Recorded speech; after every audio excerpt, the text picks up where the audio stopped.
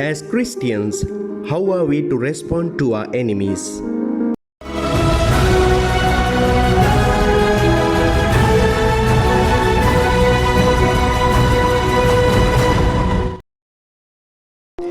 If you are harboring anger within you, you are poisoning yourself.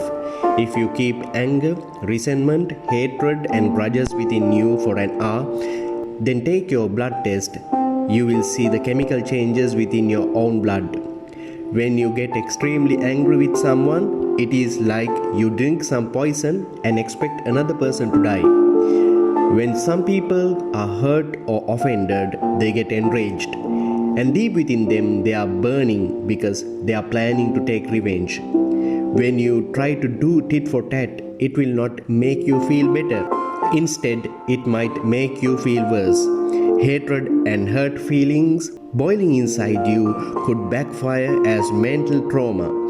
The long-term physical effects of harboring anger include anxiety, high blood pressure, and headaches. It is very clear that clinging to anger can impact you emotionally, physically, and socially. Therefore, we should learn that holding a grudge inside us is harmful to us. Today's readings also teach us not to take revenge and not to hold anger within us. Today, it's mainly about enemy love. In today's first reading from the book of Leviticus, God tells us to bear no evil against our own people and also not to take revenge. Further, Lord admonishes us to love our neighbors as ourselves. We are invited to become like Him as it is described in the responsorial psalm. The Lord is gracious and merciful, slow to anger and abounding in kindness.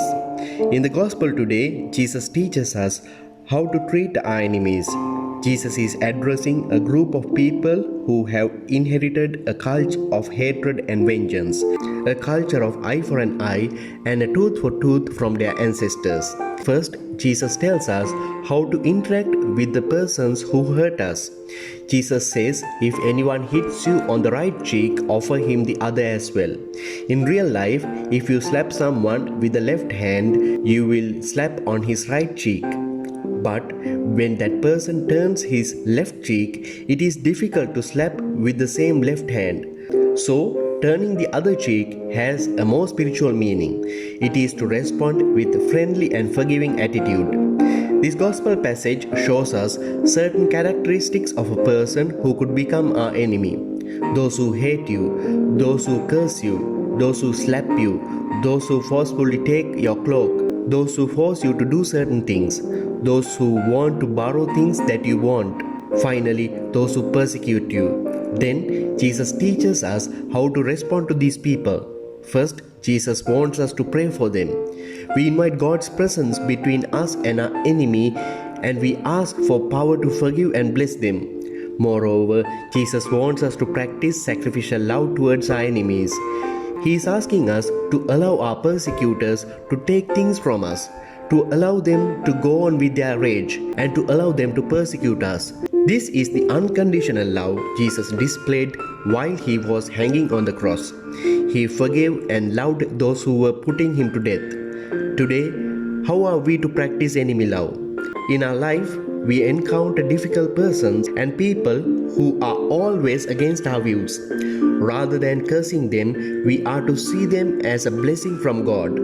Through them, God strengthens our capacity to love more with tolerance. When we ask God's grace to forgive our enemies, God humbles us and gives us the inner peace we need. As we learn to bear up the wrongs of our enemies and when we really forgive them, we are benefited with good health.